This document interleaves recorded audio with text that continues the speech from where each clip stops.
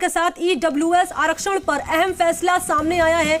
EWS आरक्षण बरकरार। 5 में से 3 जज ने ईडब्ल्यूएस आरक्षण के पक्ष में अपनी जो है बातें रखी हैं और ईडब्ल्यूएस पर सिर्फ जस्टिस भट्ट की जो राय है वो अलग है। जस्टिस बेला भी ईडब्ल्यूएस आरक्षण के पक्ष में है, जस्टिस पारदीवाला भी आरक्षण के पक्ष में है। आरक्षण के पक्ष में आपको बता दें कि 3 जज की राय एक है। सीजेआई यूयू ललित भी आरक्षण के, तो आपको जानकारी हम दे रहे हैं। इस वक्त की बड़ी खबर सामने आ रही है। आज ईडब्ल्यूएस पर सुप्रीम फैसले का इंतजार किया जा रहा था और फैसला जो है वो सामने आ चुका है। ईडब्ल्यूएस आरक्षण जो है वो बरकरार रखा जाएगा। इस वक्त की बड़ी खबर आपके सामने, आपको जानकारी लगातार जी राजस्थान आप तक पहुंचा रहा है। पल पल की अपडेट इस खबर से जुड़ी हुई आपको जानकारी दे दें कि आर्थिक रूप से कमजोर वर्ग के लोगों को मिलने वाले ईडब्ल्यूएस कोटे पर, यानी कि economically weaker section, supreme court ने इस पर अहम फैसला सुनाया है। अदालत ने इस 10% आरक्षण को वैध करार दिया है। जस्टिस दिनेश माहेश्वरी ने ईडब्ल्यूएस आरक्षण को सही करार दिया है। उन्होंने कहा है इस दौरान कि यह कोटा संविधान के मूलभूत सिद्धांतों और भावना का उल्लंघन नहीं करता।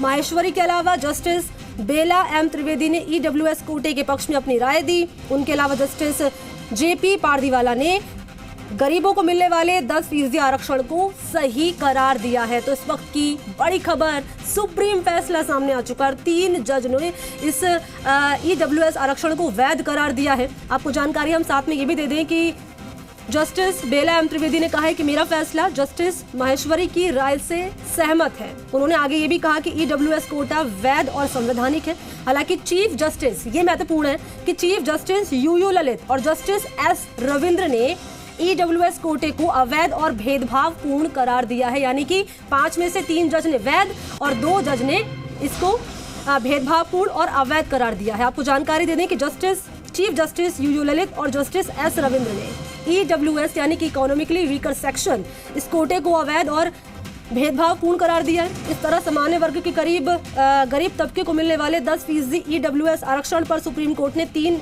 में से 1 में से मुहर लगा दी। प्योथी, इस पूरे फैसले से पहला ये था कि आरक्षण की अधिकतम सीमा क्या हो।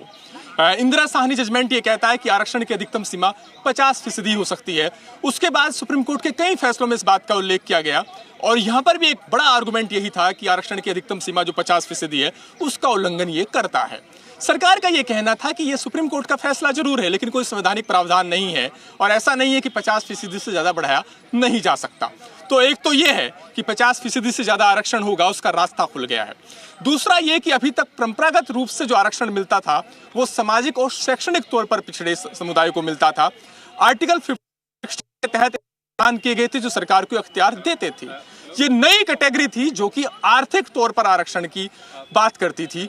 तो ऐसे में क्या सिर्फ आर्थिक आधार पर आरक्षण दिया जा सकता है, ये अपने आप में एक बड़ा सवाल था। इस पर कोर्ट ने हामी भरी है। तो ये फैसला अपने आप में बहुत दूरगामी फैसला है और कई राज्यों में और केंद्र सरकार के स्तर पर आरक्षण की जो व्यवस्था है उसको लेकर के कई दूरगामी इसके मायने रहेंगे। इस पूरे फैसले को लेकर के 3-2 के बहुमत से फैसला आया है। 3 जजों ने इस बात को कहा है कि ये मूल अधिकार के खिलाफ, मूल भावना, संविधान की मूल भावना के खिलाफ नहीं है। 2 जजों का ये कहना था कि बाहर रखना SC ST OBC को भेदभावपूर्ण है। तो सहयोगी को आप सुन रहे थे जिन्होंने बारीकी से तमाम जानकारी जो है वो सामने रखी है। उन्होंने बताया कि किस तरीके से 5 में से 3 जज ने इसे वैध करार दिया है और जो 2 जज हैं उन्होंने इसे भेदभावपूर्ण और अवैध तौर पर इसको अवैध करार दिया है। जैसे कि मैं शुरुआत में जिक्र कर रही थी कि 27 सितंबर को कोर्ट ने ये फैसला सुरक्षित रख लिया था और ये मामला अब लंबे समय से चला आ रहा था। हमने कल ट्विटर पे भी देखा था बाकायदा ये जो ईडब्ल्यूएस आरक्षण की जो मांग थी वो ट्रेंड कर रही थी सोशल मीडिया पर। बेंच ने इस मामले की 6.5 दिन तक सुनवाई के बाद 27 सितंबर को फैसला सुरक्षित रख लिया था। इस पर अब इंतजार था सुप्रीम फैसले का, क्या फैसला सुनाया जाएगा सुप्रीम कोर्ट की ओर से। अब 5 में से 3 जज का जो है यहाँ पर सामने आया, हमने देखा रिएक्शन सामने आया, उन्होंने उसको वैध करार दिया और 2 ने इसको अवैध करार दिया है। सीजेआई ललित 8 नवंबर यानी कि मंगलवार को हो रहे हैं रिटायर। इससे पहले 5 अगस्त 2020 को सीजेआई एस बोबडे की अध्यक्षता वाली 3 जजों की बेंच ने मामला संविधान पीठ को भी सौंपा था। तो ये महत्वपूर्ण जानकारी इस वक्त जी राजस्थान अपने दर्शकों के साथ साझा कर रहा है। सीजेआई यूयू ललित की अध्यक्षता वाली बेंच ने कुछ अन्य अहम मामलों के साथ इस केस की सुनवाई जो है वो की थी। तो इस वक्त की बड़ी खबर आपके सामने। और देखिए, एक महत्वपूर्ण बात ये भी है गौर करने वाली कि केंद्र की ओर से पेश तत्कालीन अटॉर्नी जनरल के वेणुगोपाल ने सुनवाई के दौरान कहा था कि आरक्षण के 50% बैरियर को सरकार ने नहीं तोड़ा है। उन्होंने ये भी कहा था कि साल 1992 में सुप्रीम कोर्ट ने फैसला दिया था कि 50% से ज्यादा आरक्षण नहीं दिया जाना चाहिए, जबकि बाकी 50% जो आरक्षण है वो सामान्य वर्ग लोगों के लिए बचा रहे। यह आरक्षण 50% में आने वाले सामान्य वर्ग के लोगों के लिए ही है, बाकी के 50% वाले ब्लॉक को डिस्टर्ब नहीं करता है। सहयोगी शिवम का हम रुख कर लेते हैं। शिवम, मैं आपके पास आ रही हूँ। एक बड़ा फैसला जो है वो सामने आया, सुप्रीम फैसला इंतजार किया जा रहा था, लंबे वक्त से इस फैसले का फैसला सामने आ चुका, लेकिन बड़ी बात ये भी सामने आ रही है शिवम निकल के कि 5 में से 3 जज ने जो है इसे वैध करार दिया और बाकी जो 2 जज हैं उन्होंने इसे अवैध करार दिया है।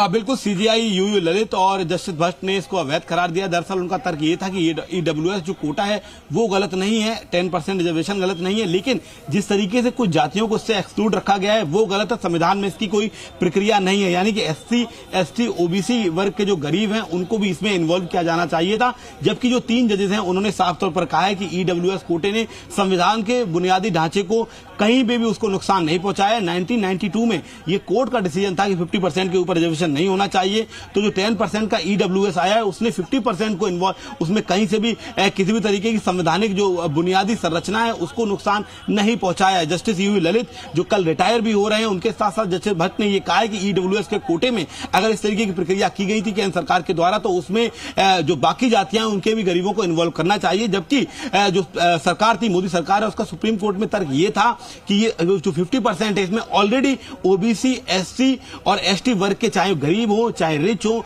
या उसमें किसी सांसद विधायक के बेटे हो, इनफैक्ट गवर्नमेंट गेस्टेड ऑफिसर्स के भी बेटे हो, उनको भी ऑलरेडी आरक्षण मिल रहा है। जबकि ये 10% ईडब्ल्यूएस जो रखा गया है वो सवर्णों के लिए नहीं है। इसमें बात को समझना बेहद इंपॉर्टेंट है, सवर्णों के लिए नहीं बल्कि सवर्णों में जो गरीब हैं उनके लिए है। जब ये ईडब्ल्यूएस आया है उसमें ये नहीं है कि कोई भी व्यक्ति जाकर सवर्ण वर्ग का आरक्षण ले ले, बल्कि जो लोगों के लिए लिमिट तय की गई, यानी कि आपकी सालाना आय 8 लाख से कम हो, आपके घर की क्या लिमिट है, आपके पास कितनी गाड़ियां हैं, क्या व्यवस्था है, उसके आधार पर तब आप ईडब्ल्यूएस कोटे में आएंगे। आपके यहाँ का जो लेखपाल होगा वो आपका सर्टिफिकेट बनाएगा कि हाँ आपकी आर्थिक आय 8 लाख से कम है, तब जाकर आपको ईडब्ल्यूएस मिलेगा। तो आप पूरे तौर पर यह कह सकते हैं कि जो याचिकाएं ईडब्ल्यूएस के विरोध में यहाँ पर 40 से ज्यादा दायर की गई थी उनके खिलाफ फैसला आया। ईडब्ल्यूएस आरक्षण बरकरार रहेगा। रेशियो जरूर 3:2 रहा है।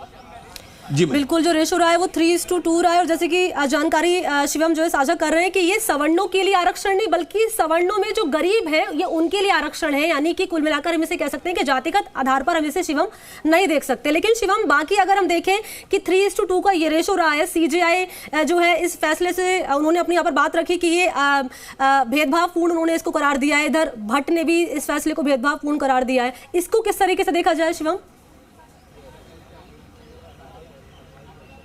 देखिए, बिल्कुल, जब आप कॉन्स्टिट्यूशनल बेंच गठित होती है तो उसमें सीधे तौर पर जो अधिक संख्या रहती है, यानी कि अगर 3 लोग उसमें सहमत है तो ये ऑलरेडी तय हो गया था। अगर 3 इसके डिफर में जाते तो ये ईडब्ल्यूएस रद्द हो जाता, इसके खिलाफ में फैसला आता। आप इसको सीधे तौर पर यह समझ सकते हैं कि 2 जज इसके खिलाफ में रहे हैं, लेकिन चूंकि कॉन्स्टिट्यूशनल बेंच थी उसमें 3 लोगों की संख्या मायने रखती है। जो भी इसके 3 लोग अगर इसके खिलाफ में होते तो इसके खिलाफ फैसला आता। 3 लोग इसके सपोर्ट में आए हैं, यानी कि 3 लोगों ने इसको जायज माना है। लेकिन इसमें एक मनी बेहद इंपॉर्टेंट बात यह रही कि बेला त्रिवेदी, जो जस्टिस बेला त्रिवेदी, उन्होंने एक रिमार्क भी दिया। उन्होंने कहा कि 1950 में जब कॉन्स्टिट्यूशन के जरिए आरक्षण लाया गया था उस वक्त ये तय किया गया था कि हर 10 वर्ष के बाद इसको रिव्यू किया जाएगा, यानी कि जिन जातियों को आरक्षण मिल रहा है क्या अब उनको जरूरत है, क्या उनकी जरूरतें पूरी हुई नहीं हुई, या अब ये किसको है। लेकिन गवर्नमेंट्स ने लगातार अपने वोट बैंक के चक्कर में इसको रिव्यू नहीं किया। साल दर साल वो आरक्षण बढ़ाते रहे। आजादी का 75वां महोत्सव मना रहे हैं, तो क्या हमें अब जरूरत है आरक्षण की? क्या एक भी बार गवर्नमेंट ने रिव्यू किया कि जिन जातियों को आरक्षण मिल रहा है, जिन 50% की बात मैं कर रहा हूं, ओबीसी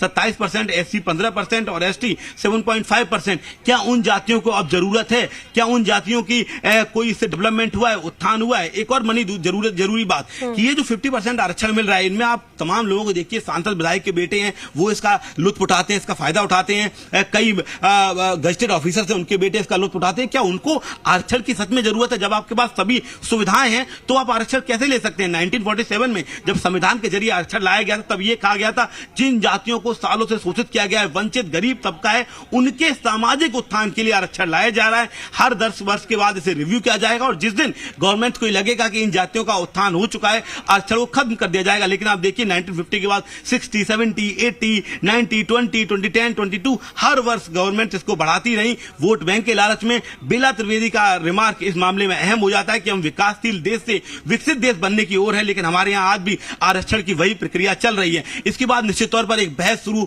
हो जाएगी और जो होनी भी चाहिए कि जिन जातियों के लिए आरक्षण आया था, क्या उन्होंने इसका रिव्यू किया है, क्या उन वर्गों का उत्थान हो चुका है तो अब दूसरे लोगों को मिलना चाहिए, और आने वाले समय में क्या जातिवाद आरक्षण को हटाकर आर्थिक आधार पर सभी के लिए आरक्षण हो सकता है। जिस बयान का शिवम आप जिक्र कर रहे हैं, बेला त्रिवेदी के बयान का आप जिक्र कर रहे हैं, क्या ये बयान जो है कोर्ट में रखा गया था? जिस बयान का आप जिक्र कर रहे हैं बेला त्रिवेदी का, ये बयान कोर्ट में रखा गया था?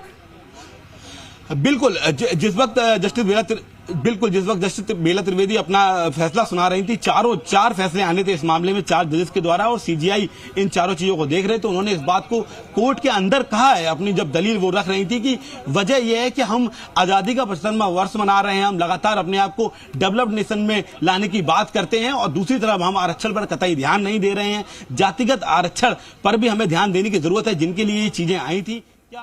बहुत शुक्रिया आपका शिवम, तमाम जानकारी इस खबर पर साझा करने के लिए। अपडेट मैं आपसे आगे लेती रहूंगी। बहुत शुक्रिया। इस वक्त सहयोगी अरविंद क्या कुछ कह रहे हैं? आंकड़ों के साथ ये साबित करने की कोशिश की। मसलन कहा गया है कि शैक्षणिक संस्थानों में 2 लाख सीटें बढ़ाई गई हैं, 4315 करोड़ का बजट किया गया है ताकि SC, ST, OBC समुदाय को जो पहले से सीटें आरक्षित हैं उनमें कोई दखल ना हो, अलग से उनको सीटें मिल सके। तो संविधान की प्रस्तावना का उल्लेख किया गया कि वहां पर भी आर्थिक आधार पर जो समाज बटा हुआ है, अगर वहां पर विषमता है तो उसको दूर करने की बात कही गई है। तो आर्थिक तौर पर जो कमजोरी है, आर्थिक तौर पर जो वंचित तबका है, उसको आगे लाना भी सरकार की जिम्मेदारी बनती है, और वो संविधान की मूल भावना के खिलाफ नहीं है, ये सरकार का दलील थी। लेकिन बार बार वही सवाल उठ रहा था कि SC, ST, OBC समुदाय को अगर बाहर रखा जाता है तो क्या ये भेदभावपूर्ण नहीं है? 3 जजों ने इसको भेदभावपूर्ण नहीं माना। चीफ जस्टिस और जस्टिस रविंद्र भट्ट ने इसको भेदभावपूर्ण माना है। एक बात यह भी रही पीओदी कि आमतौर पर जब जो बेंच की अध्यक्षता कर रहे होते हैं चीफ जस्टिस, वही फैसला पढ़ते हैं, और यहाँ पर चीफ जस्टिस ने सबसे आखिर में फैसला पढ़ा, और जो कोज लिस्ट थी वो दिखा रही थी कि ऐसा लगता है कि चीफ जस्टिस और जस्टिस दिनेश माहेश्वरी का फैसला एक है और बाकी 3 जजों का फैसला अलग अलग है। इसलिए शुरुआत में खबर ये चल गई कि 3-2 के बहुमत से फैसला, 4-2-1 के बहुमत से फैसला आया है, लेकिन बाद में चीजें क्लियर हुई कि 4-1 से 3-2 से, माफ कीजिएगा, 3-2 से के बहुमत से ये फैसला है जिसमें EWS आरक्षण को सुप्रीम कोर्ट ने बरकरार रखा है। तो देखिए, अभी आप महत्वपूर्ण जानकारी सहयोगी जो अरविंद है वो दर्शकों तक पहुंचा रहे हैं, क्योंकि इस फैसले का लंबे समय से इंतजार किया जा रहा था, सुप्रीम फैसले का इंतजार किया जा रहा था, और ये सुप्रीम फैसला अब सामने आ चुका है। जैसे कि अब से कुछ देर पहले आपने शिवम को भी सुना और आप अभी यहाँ पर अरविंद को भी सुन रहे थे। तो देखिए, बड़ी बातें निकलकर ये सामने आ रही है कि जो रेशो हो रहा है वो 3:2 का रेशो हो रहा है। लेकिन एक महत्वपूर्ण बात ये भी है कि जो आरक्षण की बात यहाँ पर की जा रही है वो ना केवल सवर्णों के लिए, बल्कि ये जो आरक्षण है वो इकोनॉमिकली जो वीकर सेक्शन, यानी आर्थिक तौर पर जो वीकर सेक्शन है, कमजोर है आर्थिक तौर पर, जिनकी सालाना आय की बात कर ली जाए वो कम है, तमाम तरह की दिक्कतें उनके सामने पेश आती है, उसी के मद्देनजर ये जो फैसला है वो लिया गया। लेकिन इसमें जो रेशो है वो बढ़ता हुआ नजर आया, यानी 3:2 का। यानी नहीं जुटाए गए, कैसे 10% आरक्षण की सीमा तय कर दी गई, और उसके बाद में 8 लाख की जो सालाना इनकम की जो सीमा है उस पर भी सवाल उठे। लेकिन 3 बुनियादी जो सवाल थे वो यही थे, दिया जा सकता है। क्या वो संस्थान जो सरकारी सहायता प्राप्त नहीं है, निजी संस्थान, इस इशू को लेके याचिका फाइल हुई थी कि आप आर्थिक आधार पर आरक्षण दीजिए, मगर जिस तरीके से एक्सक्लूजन हुआ है ये गलत हुआ है। जिसको माइनॉरिटी जो व्यू आया है चीफ जस्टिस और जस्टिस रविंद्र भट्ट का, उन्होंने इस चीज को माना है। अब आप लोग इस फैसले को कैसे देखते हैं? ये फैसला एक नए युग की शुरुआत कह सकते हैं कि जिस तरीके से ये 91 में इस तरीके का रिजर्वेशन दिया गया था, मगर 91 में जब ये इंदिरा साहनी का जजमेंट आया तो ये माना 9 जजेस ने कि जिस तरीके से आर्थिक आधार अगर आप रिजर्वेशन का लेते हैं तो ये कॉन्स्टिट्यूशनल फ्रॉड है। उस इशू को उसके बाद में कभी फिर इसके बाद गुजरात में एक बार जरूर दिया गया था 10% रिजर्वेशन थ्रू नोटिफिकेशन, मगर वो भी हाईकोर्ट ने स्टेक डाउन कर दिया था। उसके बाद में SLP यहाँ पेंडिंग थी। इलेक्शन के पहले आनन फानन में 10% आर्थिक आधार पर आरक्षण दिया गया, जिसको आज यहाँ पे मेजॉरिटी व्यू है जस्टिस महेश्वरी के साथ में justice Bela Trivedi and justice Pardiwala, इनके व्यू ने अपहेल्ड किया है कॉन्स्टिट्यूशन अमेंडमेंट को। क्या आप कोई रिव्यू वगैरह का भी हमारे क्लाइंट का अभी कहना है, अब लीगल एडवाइस लेंगे। बाकी जो हमारा जो व्यू था, जिस बेसिस पे हम लोगों ने पिटीशन फाइल की थी, वो माइनॉरिटी जजमेंट में बिल्कुल झलक रहा है और इसमें अच्छी संभावना बनती है कि इसमें रिव्यू फाइल की जाए। शुक्रिया। ओके। तो सुना आपने यहाँ पर वकील को क्या कुछ उनकी तरफ से कहा गया इस सुप्रीम फैसले को लेकर, जैसे कि जानकारी जी राजस्थान अपने दर्शकों तक पहुंचा रहा है। जस्टिस दिनेश माहेश्वरी ये पहले जज है जिन्होंने ईडब्ल्यूएस आरक्षण मौलिक अधिकार का उल्लंघन नहीं, ये इनकी तरफ से कहा गया। 50% का जो बैरियर है उनमें से सवर्ण आरक्षण नहीं दिया गया, ये भी इनकी तरफ से बात रखी गई। ये वो जज है जो कि पक्ष में रहे इस फैसले के। जस्टिस बेला एम त्रिवेदी, संसद के इस फैसले को सकारात्मक रूप से देखा जाना चाहिए। बेला त्रिवेदी का जिक्र भी अभी हमारे सहयोगी कर रहे थे, उनकी तरफ से जैसे बताया गया कि इनकी तरफ से बेला एम त्रिवेदी की तरफ से कोर्ट में तमाम बातें रखी गई कि जो आरक्षण दिया गया, चाहे वो ओबीसी का हो, चाहे वो एससी, चाहे एसटी, इन सभी को जो आरक्षण दिया गया, आरक्षण देने के बाद क्या ये मॉनिटर किया जा रहा है कि क्या इस आरक्षण का सही तरीके से यूज किया जा रहा है? क्योंकि वो जैसे जानकारी दे रहे थे कि अमीर तबके के जो लोग हैं वो भी इस आरक्षण का फायदा उठा रहे हैं, तमाम जो नेता हैं, नेता जो है वो भी इस आरक्षण का फैसला लाभ जो है वो उठा रहे हैं। ये बातें रखी गई बेला एम त्रिवेदी की ओर से कोर्ट में।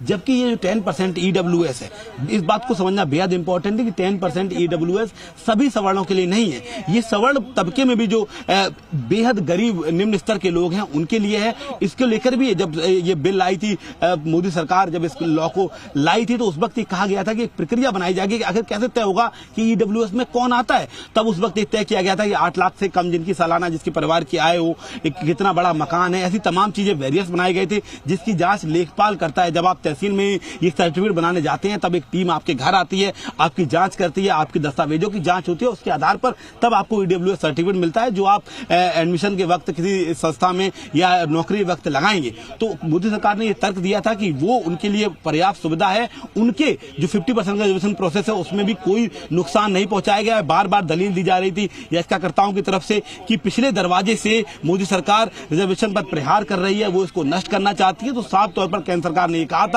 कि आपका जो रिजर्वेशन 50% है उसको हम टच नहीं कर रहे हैं, बल्कि 10% अलग से सुविधा कर रहे हैं, जिसमें भी किसी विशेष जात के लिए नहीं बल्कि सवर्ण में जो गरीब तबका है उसके लिए है। और भारत में अगर आप तमाम जगह जाएंगे तो आपको देखने को मिलेगा कि सवर्ण तबके में भी बेहद गरीब स्थिति में लोग हैं।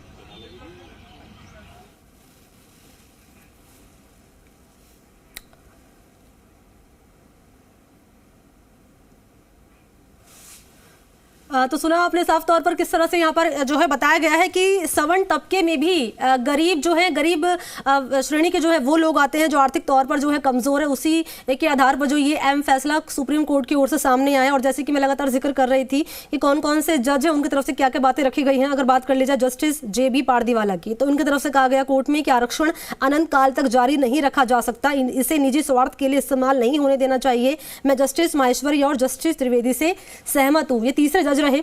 अब बात कर लेते हैं रविंद्र भट्ट की। रविंद्र भट्ट की ओर से कहा गया कि आर्थिक आरक्षण आधार पर आरक्षण सभी वर्गों को मिलना चाहिए, इसमें SC ST को शामिल नहीं किया गया। मैं EWS रिजर्वेशन देने के पक्ष में नहीं हूं। ये जज रहे जिन्होंने इसे बात कर लेते हैं अवैध जो है करार दिया है। 1 जनवरी 2019 में 103वें संविधान संशोधन के तहत शिक्षा और सरकारी नौकरियों में EWS आरक्षण लागू हुआ है। तमिलनाडु की सत्ताधारी पार्टी DMK समेत कई लोगों ने सुप्रीम कोर्ट में याचिका दाखिल करके इसे चुनौती दी थी। और अब बात कर लेते हैं केंद्र की दलील की। केंद्र की ओर से क्या कुछ कहा गया था। केंद्र की ओर से जो पेश तत्कालीन अटॉर्नी जनरल जिनका नाम था KK वेणुगोपाल, उनकी तरफ से कहा गया था कोर्ट में कि 50% जो आरक्षण है उस बैरियर को सरकार ने नहीं तोड़ा है।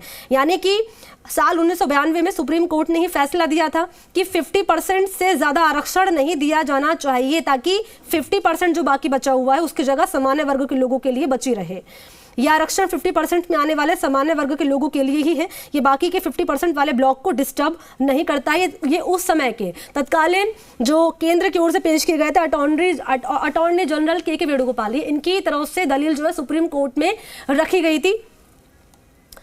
और अब देखिए बड़ी बातें निकल कर ये सामने आ रही है कि जैसे कि आप देख रहे हैं टीवी स्क्रीन पर, सीजेआई जस्टिस जो यूयू ललित हैं वो इस फैसले के पक्ष में नहीं है, यानी कि ईडब्ल्यूएस के पक्ष में वो नहीं है। उन्होंने इसको भेदभावपूर्ण जो है वो करार दिया है। जस्टिस रविंद्र भट्ट की अगर बात कर ली जाए तो रविंद्र भट्ट ने भी इससे भेदभावपूर्ण ईडब्ल्यूएस को करार दिया। लेकिन बाकी के जो 3 जज है जिन्होंने ईडब्ल्यूएस के पक्ष में जो है फैसला सुना, यानी कि जो रेशो रहा है, आप देख सकते हैं टीवी स्क्रीन पर, जो रेशो रहा है वो 3:2 का रेशो रहा है ईडब्ल्यूएस आरक्षण पर। ये बड़ी अपडेट इस वक्त आपकी टीवी स्क्रीन पर। तो एससी एसटी ओबीसी को बाहर रखना भेदभावपूर्ण है, ये बड़ी बातें जो है वो निकलकर सामने आ रही है सुप्रीम फैसले में।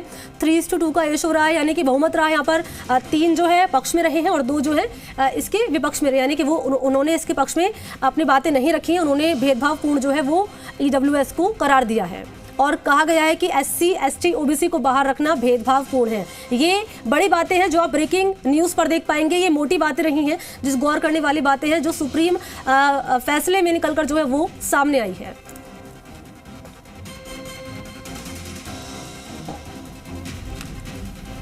तो इस वक्त की बड़ी खबर जी राजस्थान पर आप देख पाएंगे, फैसला जो है वो सुनाया जा चुका और उस फैसले पर अब इस फैसले पर इंतजार किया जा रहा था सुप्रीम फैसले का कि आखिर सुप्रीम कोर्ट की ओर से क्या कुछ फैसला सामने आएगा। ऐसे में 5 न्यायाधीशों में से 3 ने ईडब्ल्यूएस आरक्षण के सरकार के फैसले को संवैधानिक ढांचे का उल्लंघन नहीं माना है। लेकिन अगर बात कर ली जाए, जो लगातार मैं जिक्र कर रही थी, बात कर ली जाए तमिलनाडु की, तो तमिलनाडु में और डीएमके की ओर से इसको जो है चुनौती बाकायदा इस फैसले को जो है दी गई थी।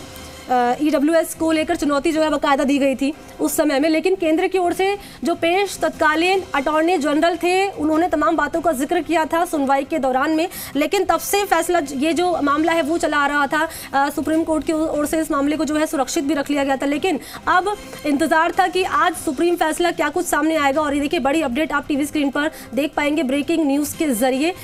ईडब्ल्यूएस की लगातार मांग की जा रही थी और जैसे कि हम बता रहे हैं कि ये इकोनॉमिकली वीकर सेक्शन या आर्थिक तौर पर जो कमजोर वर्ग है ये उनके लिए ही है, यानी कि सवर्णों की अगर बात कर ली जाए तो सवर्णों के लिए ही ईडब्ल्यूएस की मांग यहाँ पर की जा रही थी, जो आर्थिक तौर पर कमजोर है। बेला त्रिवेदी की ओर से क्या कुछ कहा गया कोर्ट में, उनकी तरफ से कहा गया कि 50% जो आरक्षण दिया गया है, 50% आरक्षण में इसमें ओबीसी आता है, एससी आता है और एसटी आता है। क्या इनको जो आरक्षण दिया गया है, क्या इसकी मॉनिटरिंग जो है वो की जा रही है? क्या ये पता लगाने की कोशिश की जा रही है कि जो आरक्षण दिया गया क्या इसका सही तरीके से जो है लाभ लिया जा रहा है? क्योंकि बड़ी बातें ये भी सहयोगी हमारे बता रहे थे कि ऐसे तमाम लोग हैं जो इकोनॉमिकली वीकर नहीं है, ऐसे तमाम जो नेता हैं वो भी इस आरक्षण का जो है फायदा उठा रहे हैं। ऐसे में आर्थिक तौर पर ये आरक्षण, संवैधानिक पीठ की 4 पीठ ने जजमेंट प्रोनाउंस किया। जजमेंट बहुत बड़े थे। उसके बाद जस्टिस 3 जजों ने उसमें कहा कि ये जो संशोधन किया गया है वो संविधान की मंशा के अनुरूप है। जबकि जस्टिस रविंद्र भट्ट और जस्टिस मुख्य न्यायमूर्ति ललित ने कहा कि ये संविधान की मंशा के विपरीत नहीं है और एक्सक्लूजन जो किया गया है वो संविधान की जो मूल भावना है या उसके अनुच्छेद हैं उसके अगेंस्ट है। तो देखिए 2 जज ने जो बात कही वो ये कि जो आरक्षण है वो संविधान की मूल भावना के अगेंस्ट है, संविधान की मूल भावना के खिलाफ है। ये बातें कही गई हैं। जस्टिस दिनेश माहेश्वरी, बेला एम त्रिवेदी और जस्टिस जेबी पारदीवाला ने सहमति जताई है और बाकी 2 जज यानी कि यूयू ललित और रविंद्र भट्ट ने इसे भेदभावपूर्ण करार दिया है। जजमेंट आया है जो 103 अमेंडमेंट था उसको चैलेंज किया गया था, क्योंकि 103 अमेंडमेंट में ये एक्सक्लूड कर दिया था ओबीसी एससी एसटी को, तो ये वायलेट कर रहा था आर्टिकल 14 को, राइट टू इक्वलिटी को। इस इशू को लेके याचिका फाइल हुई थी कि आप आर्थिक आधार पर आरक्षण दीजिए, मगर जिस तरीके से एक्सक्लूजन हुआ है ये गलत हुआ है, जिसको माइनॉरिटी जो व्यू आया है चीफ जस्टिस और जस्टिस रविंद्र भट्ट का, उन्होंने इस चीज को माना है। तो देखिए 27 सितंबर को ये फैसला सुरक्षित रख लिया गया था। तमाम याचिकाएं लगाई गई थी। याचिकाओं पर लंबी सुनवाई के बाद 27 सितंबर की वो तारीख थी जब इस फैसले को सुरक्षित रख लिया गया था। अब इंतजार किया जा रहा था सुप्रीम फैसले का और सुप्रीम फैसला जो है वो सामने आ चुका है। रेशो जो रहा है वो ये कि 3:2 का रेशो रहा है। ऐसे में इस खबर से जुड़ी पल पल की अपडेट जी राजस्थान अपने दर्शकों तक पहुंचाता रहेगा। इसी के साथ बुलेटिन में इतना ही। आप देखते रहिए जी राजस्थान। नमस्कार।